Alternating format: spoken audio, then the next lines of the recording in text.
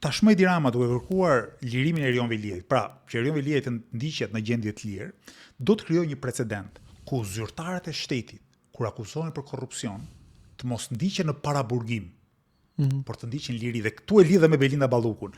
Pra, ai do t'i shpëtojë lëkurën e Erion Veliajt, që Erion Veliajt të kthehet në liri, për të dhënë mesazhin të gjithë bashkëpunëtorëve të vet që edhe nëse ju keni probleme me SPAP-un, gjyqi zgjat me vite. Rëndësi ka që do jeni në liri, do jeni në pushtet, do jeni ministra, do jeni zëvendës kryeministër. Në momentin që Belinda Balluku hetohet në liri, ka mundësi të kërcënojë dëshmitarët, ka mundësi të manipulojë provat. Po pu precedent me Veliajin kjo që duan ta kthejnë liri, pastaj nuk e prek më njëri Ballukun. Dhe kjo është garancia që Rama përpiqet t'i jap Ballukut.